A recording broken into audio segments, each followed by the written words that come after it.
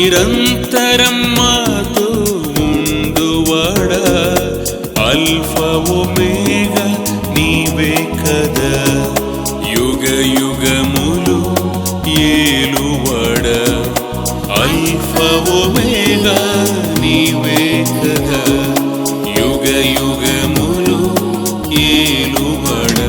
మా కాపరి సహాయకుడా, విమోచకుడా, పరిశుద్ధుడా, మా కాపరి సహాయకుడా,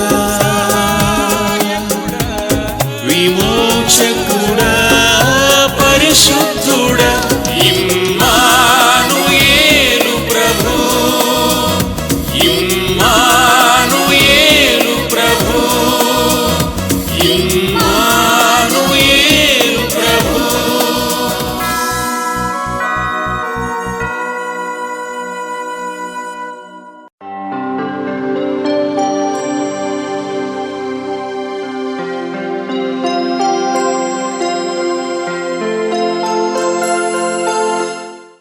ప్రభునందు ప్రియులారా, ఒక మర్మమును గూర్చి దైవ గ్రంథంలో పౌలు తెలియజేస్తూ ఉన్నాడు. Paul talks about a mystery. ఒక మర్మమును గూర్చి తెలియజేస్తూ ఉన్నాడు. ఏదో మిస్టరీ ఉందంట, మర్మము, అందరికీ అర్థం కానిది, అది మానవ ఆలోచనకు అందనిది, మానవ తలంపులకు మించినది. ఒక మర్మము నేను మీకు తెలియజేస్తూ ఉన్నానని పౌలు దైవ గ్రంథంలో వ్రాస్తూ ఉన్నాడు. ఏమిటి ఇంత మర్మము? What is this mystery? What is this mystery about? ఇంత మర్మము ఏమిటి? దైవ గ్రంథాన్ని మనం గమనిస్తే కొరింథీయులకు రాసిన మొదటి పత్రిక 15వ అధ్యాయం 50వ వచనం నుండి మనం చదువుదాం. చూడండి. సహోదరులారా, నేను చెప్పున్నది ఏమనగా రక్తమాంసములు దేవుని రాజ్యమును స్వతంత్రించుకొన నేరవు. రక్తమాంసములు దేవుని రాజ్యమును స్వతంత్రించుకొనవు. క్షయత అక్షయతను స్వతంత్రించుకొనదు. ఇదిగో మీకు ఒక మర్మము తెలుపుచున్నా. ఏమి తెలుపుచున్నాను? మీకు ఒక మర్మము తెలుపుచూ ఉన్నాను. It is a mystery. ఏదో నీకు తెలియజేస్తూ ఉన్నాను. మానవ జ్ఞానమునకు మించినది ఒక మర్మము మీకు తెలియజేయచూ ఉన్నాను. ఏమిటి మర్మమో కూడా అక్కడ వివరిస్తూ ఉన్నాడు. ఏమిటంట ఈ మర్మము? ఇంత మిస్టరీ ఏమిటి? ఇంత మర్మము ఏమిటి? దైవ గ్రంథాన్ని మనం గమనిస్తే ఈ మర్మం ఏమిటో వివరిస్తూ అంటూ ఉన్నాడు. ఇదిగో ఆయన మరలా తిరిగి రాబోతూ ఉన్నాడు. ఒక బూరం రోగబోతూ ఉంది, కడబూరం రోగబోతూ ఉంది. ఒక బూర.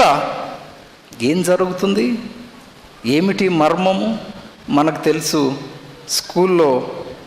స్కూల్లో ఒక పీరియడ్ అయిపోగానే ఏం కొడతారు? ఆ బెల్ ఎంతవరకు వినబడుతుంది? ఆ స్కూల్ వరకే వినబడుతుంది. మన ఉయ్యూరులో పెద్ద కంపెనీ ఉంది, కేసీపీ ఫ్యాక్టరీ ఉంది. దానికి కూడా ఏముంది? సైరన్ ఉంది. అవునా? సమయానికి సైరను మోగుతుంది. అది ఎంతవరకు వినబడుతుంది? మన ఊరు వరకే వినబడుతుంది. మన గ్రామం వరకు, ఉయ్యూరు వరకు వినబడుతుందేమో, ఇంకొంచెం చుట్టుపక్కల వినబడుతుంది. సమయం తెలియజేస్తుంది. షిఫ్ట్స్ ఎప్పుడో ఏంటో తెలియజేస్తూ ఉంది. ఒక బూరం రోగబోతూ ఉంది. ఈ బూర ఎక్కడి వరకు వినబడుతుంది? ప్రపంచమంతా వినబడబోతూ ఉంది. ఎవరైతే ప్రభునందు విశ్వాసం ఉంచారో, to the ends of the earth, ప్రపంచవ్యాప్తముగా ప్రభువునందు విశ్వాసం ఉంచిన వారందరికీ ఈ బూర వినబడబోతూ ఉంది. నేనంటాను, ఎవరైతే రక్షించబడతారో వారి నరాలు ఒక్కసారిగా జలధరిస్తాయేమో ఈ బూర విన్నప్పుడు. ఈ బూర యొక్క శబ్దము వినబడినప్పుడు రెప్పపాటులో ఆయన యందు విశ్వాసం ఉంచిన వారు ఆత్మరూపులుగా మహిమ దేహమును ధరించి ఆయనను ఎదుర్కోవడానికి వెళ్ళిపోబోతూ ఉన్నారు. అని ఇదంతా వివరించి పౌలు అంటూ ఉన్నాడు, ఇది ఒక మర్మము, మీకు ఒక మర్మము వివరించబోతూ ఉన్నాను. ఏమిటో తెలుసా? ఆయనను సిలువ వేశారు. Death could not contain him, the grave could not hold him. సమాధి ఆయనను బంధించి ఉంచడము వీలు కాలేదు. కానీ మరణించిన వాడు పునరుద్ధానుడై మరలా తిరిగి లేచాడు. తిరిగి లేచిన వాడు మరలా మన కొరకు తిరిగి రాబోతూ ఉన్నాడు. ఆయన మన కొరకు రాబోతూ ఉన్నాడు. కడబూరం మ్రోగగానే రక్షణ పొందిన వారు, ఆయన యందు విశ్వాసం ఉంచిన వారు రెప్పపాటులో ఆయనను ఎదుర్కోవడానికి వెళ్ళిపోబోతూ ఉన్నారు. ఆ మాటలు త్వరగా చదువుదాం. చూడండి, మనం కొరింథీయులకు రాసిన మొదటి పత్రిక 15వ అధ్యాయం 51వ వచనం నుండి చదువుదాం. ఇదిగో మీకు ఒక మర్మము తెలుపుచున్నాను, మనమందరము నిద్రించము కానీ నిమిషములో, ఎంతసేపు? నిమిషములో అని మళ్ళీ అన్నాడు. ఒక రెప్పపాటున కడబూరం మ్రోగగానే మనమందరము మార్పు పొందుదుము. కడబూర మ్రోగగానే మార్పు పొందుదుము. ఏమవుతామంట? బూరం మ్రోగును, అప్పుడు మృతులు అక్షయముగా లేపబడుదురు. మనము మార్పు పొందుదాము, మనము కూడా మార్పు పొందుతాం. క్షయమైన ఈ శరీరము అక్షయతను ధరించుకొనును. మర్త్యమైన ఈ దేహము అమర్త్యతను ధరించుకొనవలసి ఉన్నది అని కింద అంటున్నాడు. విజయమందు మరణము మృంగివేయబడినది. ఆహా, మరణము ఓడిపోయింది. దేని యందు? విజయమందు. ఆయన మరణించాడు, మరణించి జయోత్సవముతో తిరిగి లేచాడు. మరణమునకు ఇక ఆయన మీద అధికారము లేదు. ఆయన యందు విశ్వాసం ఉంచిన వారికి కూడా, ఎవరైతే ఆయన యందు విశ్వాసం ఉంచారో, ఎవరైతే శిలువ రక్తములో కడుగబడ్డారో, ఎవరైతే పాప క్షమాపణ అనుభవం పొందారో, మరణమునకు వారి మీద అధికారము లేదు. Death could not contain him, it could not hold him. విజయమందు మరణము మృంగివేయబడినది. జయము పొందిన ప్రభువును గూర్చి దైవ గ్రంథంలో తెలియజేస్తూ ఉన్నాడు.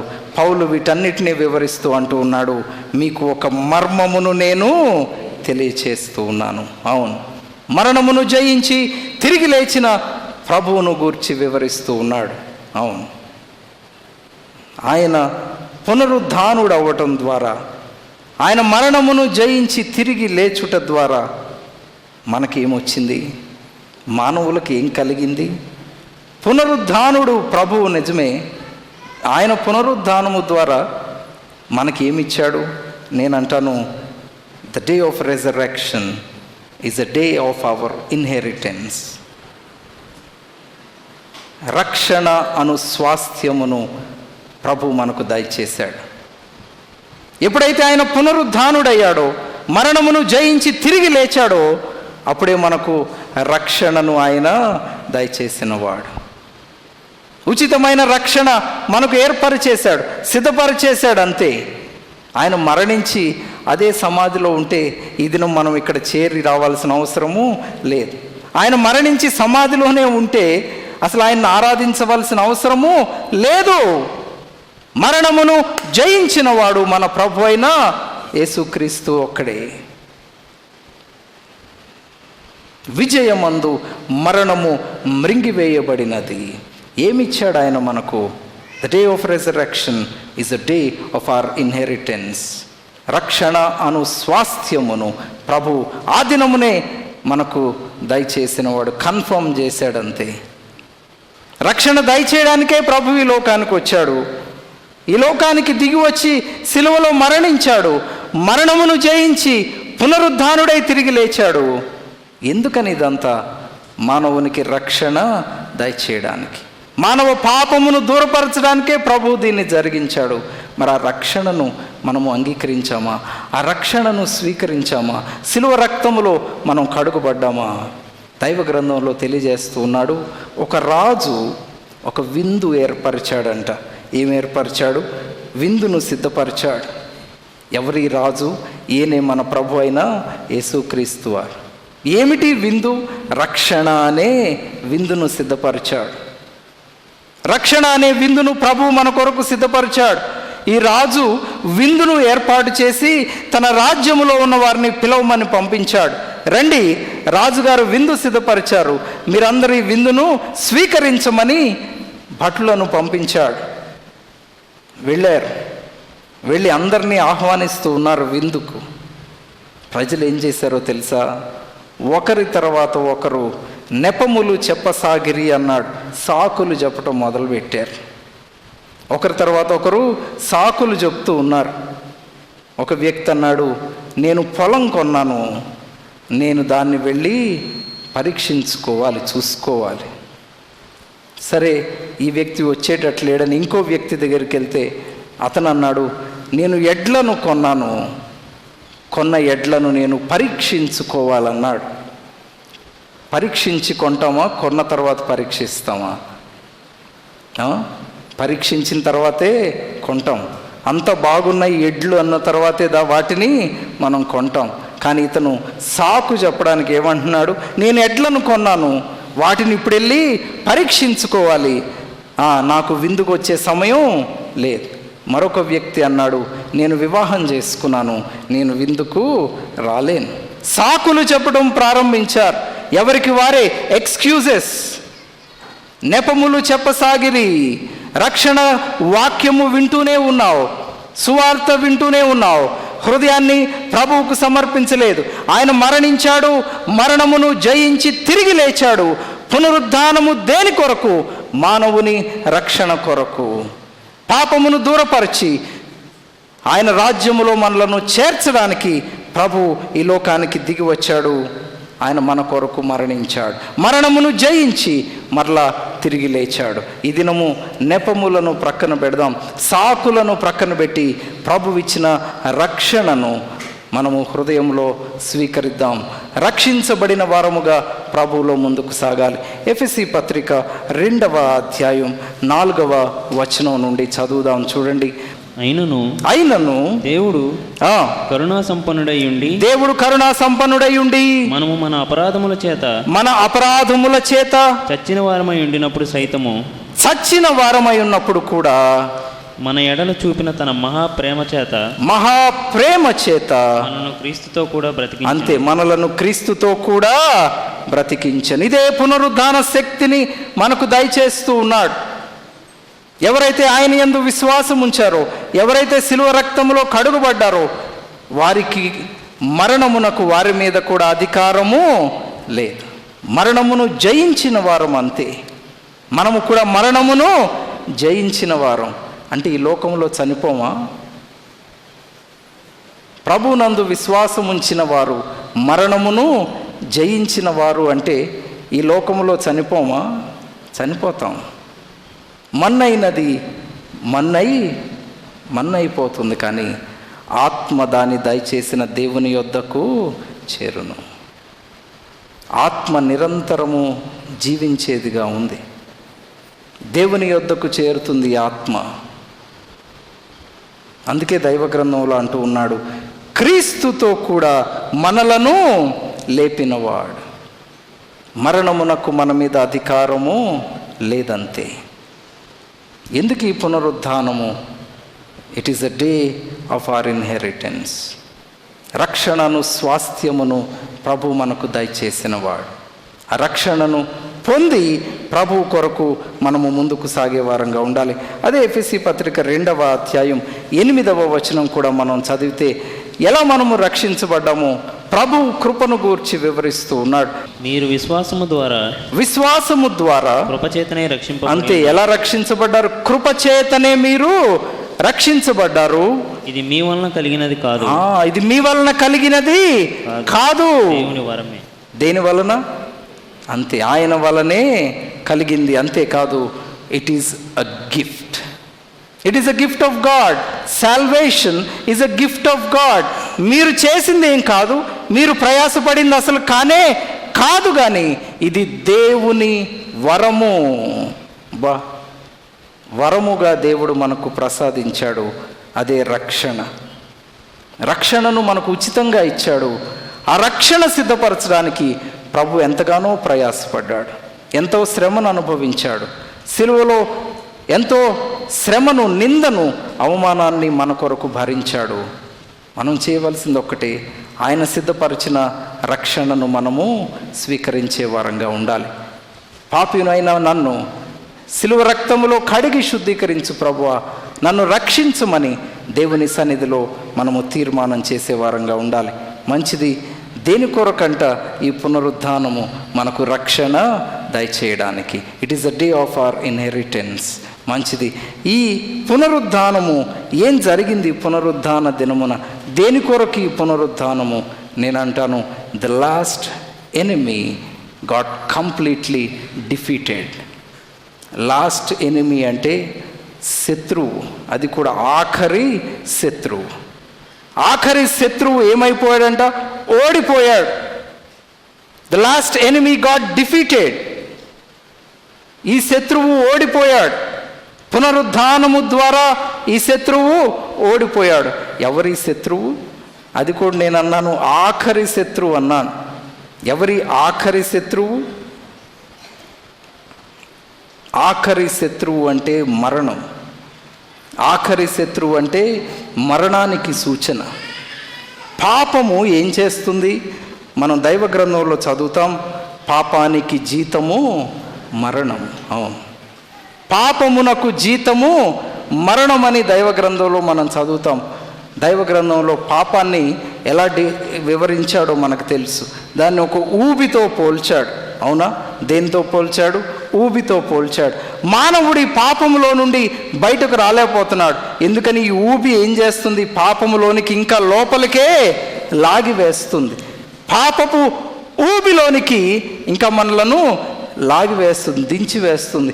ఈ పాపమును విడిపించుకొని మానవుడు జయం పొందలేకపోతూ ఉన్నాడు. ఈ ఊబిలో నుండి బయటకు రాలేకపోతూ ఉన్నాడు. పాపము ఎక్కడికి తీసుకెళ్తుంది? మానవుని పాపములోనికి దించి ఇంకా లోపలికి తీసుకొని మరణానికి దారి తీస్తుంది. పాపం ఎక్కడికి తీసుకొని వెళ్తుంది? మరణానికి తీసుకొని వెళ్తుంది. అందుకే అన్నాడు, the wages of sin is death. పాపమునకు జీతము మరణం. పాపము మరణానికి దారితీస్తుంది. పునరుద్ధానము ద్వారా ప్రభు ఏం చేశాడంట? He defeated this last enemy. మరణమును ఓడించాడు. మరణముపై ప్రభువు జయమును పొందినవాడు. దైవ గ్రంథంలో చదువుదాం. తెస్సలోనికైలకు రాసిన మొదటి పత్రిక, తెస్సలోనిక మొదటి పత్రిక 4:13. సహోదరులారా, నిరీక్షణ లేని ఇతరుల వలె మీరు దుఃఖపడకుండా నిమిత్తము నిద్రించుచున్న వారిని గురించి మీకు తెలియకుండా నాకు ఇష్టం లేదు. యేసు మృతి పొంది తిరిగి లేచినని, ఆయన తిరిగి లేచినని మీరు నమ్మిన ఎడల అదే ప్రకారము యేసునందు నిద్రించిన వారిని దేవుడు ఆయనతో కూడా వెంట పెట్టుకొని, అంతే, ఆయనతో కూడా వెంట పెట్టుకొని. అంటే మరణానికి ఇక మన మీద అధికారం లేదు. వారు మరణించారు, శారీరకంగా ఈ లోకములో నిద్రించారు. కానీ ఇదిగో ఆయన మరలా తిరిగి వచ్చినప్పుడు వారిని ఆయనతో కూడా వెంట పెట్టుకొని వచ్చును అని ఇంకా అంటూ ఉన్నాడు. వారితో కూడా వెంట పెట్టుకొని వచ్చును. మేము ప్రభు మాటను బట్టి మీతో చెప్పున్నదేమనగా, ప్రభు రాకడ వరకు సజీవులమై నిలిచి ఉండు మనము నిద్రించిన వారి కంటే ముందుగా ఆయన సన్నిధిని చేరము. ఆర్భాటముతోను ప్రధాన దూత శబ్దముతోను దేవుని బూరను గూర్చి మాట్లాడు. దేవుని బూరతోను పరలోకము నుండి ప్రభువు దిగి వచ్చును. క్రీస్తునందుండి మృతులైన వారు మొదట లేతురు, ఆ మీదట సజీవులమై నిలిచి ఉండు మనము వారితో కూడా ఏకముగా ప్రభువును ఎదుర్కొనుటకు ఆకాశ మండలము మీద, ఆకాశ మండలమునకు మేఘముల మీద కొనిపోబడతాం. ఆహాహా, ఎంత శ్రేష్టమైన మాటలు! ధైర్యపరుస్తూ ఉన్నాడు మనలను. పునరుద్ధానము దేని కొరకు? మరణముపై జయము కొరకు. మరణమునకు మన మీదకి అధికారము లేదంతే. మరణించిన వారిని, మనకంటే ముందుగా నిద్రించిన వారిని ఆయనతో కూడా వెంటబెట్టుకొని వచ్చును. అంతేకాదు సజీవులమై ఉన్న మనము ఆయన వచ్చినప్పుడు ఒక క్షణములో మహిమ దేహములు ధరించి ఆయనతో కూడా వెళ్ళిపోతూ ఉన్నాం. ఎంత శ్రేష్టమైన మాటలు దైవ గ్రంథంలో జ్ఞాపకం చేసుకుంటూ ఉన్నాం. ఈ పునరుద్ధానము దేని కొరకు? It is a day of our inheritance. రక్షణ అను స్వాస్థ్యము ప్రభు మనకు దయచేసిన వాడు. The last enemy got defeated. ఆఖరు శత్రువు ఎవరది? మరణమును ఓడించిన వాడు ప్రభు. అంతేకాదు మరొక మాట ఆఖరుగా, ఈ పునరుద్ధానము ఈ ఒక్క రోజు కొరకు కాదు. ఈ పునరుద్ధానాన్ని ఈ ఒక్క రోజుకి మనం లిమిట్ చేయకూడదు, కన్ఫైన్ చేయకూడదు. ఒక రోజుకి ఈ పునరుద్ధానాన్ని పరిమితము చేయకూడదు. పునరుద్ధానము మన అనుదిన జీవితాలకు సంబంధించినది. ఎన్ని దినాలకు అన్నాను నేను? ప్రతి దినమునకు సంబంధించింది. ఈ పునరుద్ధానము మన జీవితములో ప్రతి దినమునకు సంబంధించింది. ఇది ఒక్క దినానికి పరిమితము కాదు. ఈ విషయాన్ని మనం గుర్తుపెట్టుకోవాలి, గ్రహించాలి. అందుకే నేను అంటాను, we have to use the power of resurrection every day. ఈ పునరుద్ధాన శక్తిని ప్రతి దినము మనం వినియోగించే వారంగా ఉండాలి. ఎన్ని దినాలు అన్నాను నేను? ప్రతి దినము ఈ పునరుద్ధాన శక్తిని మనము వినియోగించే వారంగా ఉండాలి. కేవలం ఆదివారము కాదు. పునరుద్ధానము, శక్తి గల పునరుద్ధానము. ఈ పునరుద్ధాన శక్తిని అనుదినము మన జీవితాల్లో మనము వినియోగించాలి. లోకాశలను జయించుటకు, అపవాదిపై జయము పొందడానికి ఈ పునరుద్ధాన శక్తి మనకు అవును. పునరుద్ధాన శక్తితో ప్రభు మరణమును జయించి తిరిగి లేచాడు. అదే పునరుద్ధాన శక్తిని మనకు దయచేసిన వాడు. ఈ పునరుద్ధాన శక్తితో ప్రతిరోజు కూడా మనము విశ్వాస యాత్రలో జయము పొందాలి. అపవాది గర్జించు సింహము వలె ఏం చేస్తున్నాడు? మన వెంట పడుతూ ఉండగా మనం చేయవలసింది ఏంటి? పునరుద్ధాన శక్తితో జయము పొందే వారంగా ఉండాలి. దేవుని శక్తిని మనం ఆశ్రయించినప్పుడు, జీవిత యాత్రలో, విశ్వాస యాత్రలో దేవుని శక్తిని మనం ఆశ్రయించి ముందుకు సాగినప్పుడు, పునరుద్ధాన శక్తి మీద ఆధారపడి ముందుకు సాగినప్పుడు దేవుడు తప్పక జయమును దయచేసేవాడుగా ఉన్నాడు. కొన్ని పరిస్థితుల్లో నుండి నేను బయటపడలేకపోతున్నానండి, నా వల్ల కావట్లేదండి.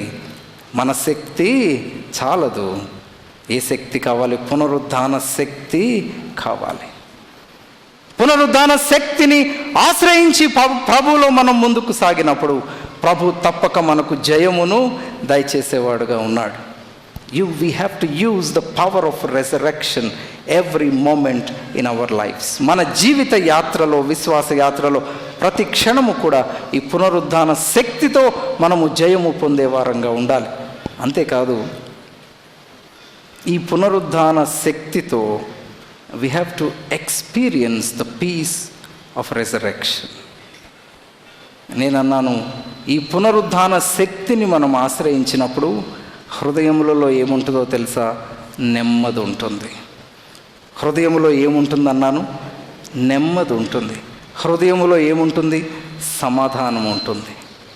యేసుక్రీస్తు ప్రభు మరణమును జయించి తిరిగి లేచిన తర్వాత తన శిష్యుల దగ్గరకు వచ్చాడు. వాళ్ళందరూ ఒక్కసారిగా భయపడిపోయారు. ఇదేంటి? ఎవరు? అమ్మో, ఎవరో భూతంలాగుంది, ఎవరిది? కంగారు పడగానే ప్రభు అన్నాడు, భయపడకుము. He brought peace with him.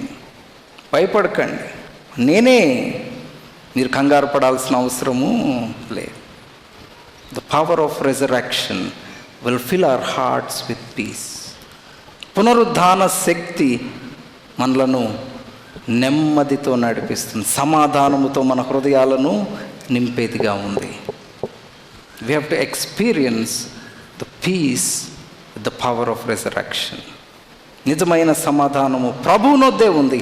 అందుకే నేను అంటూ ఉన్నాను, ఈ పునరుద్ధాన శక్తి ఒక్క దినానికి పరిమితము చేసేది కాదు, పునరుద్ధాన శక్తితో ప్రతిదినము దేవుని కొరకు మనము జీవించాలి.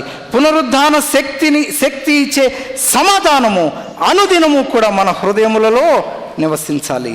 అంతేకాదు, పునరుద్ధానము దేని కొరకు? It is for hour eternity.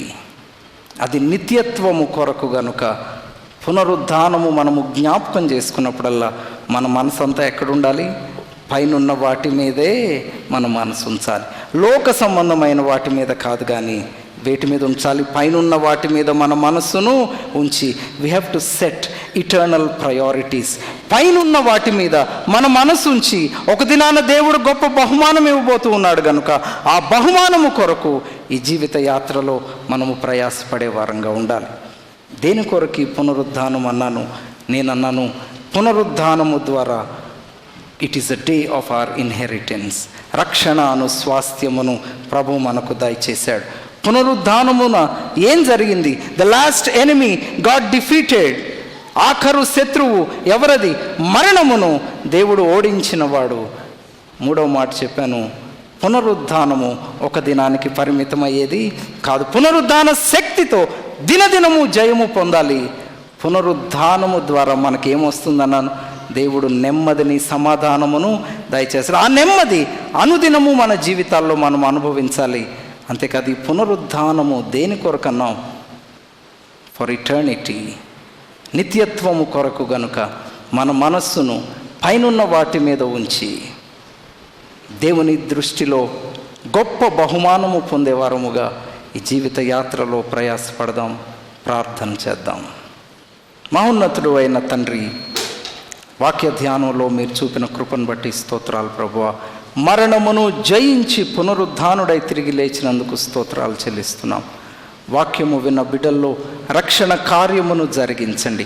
పునరుద్ధాన శక్తితో వారు జయము పొందుతూ ముందుకు సాగే కృపను దయచేయండి ప్రభువా.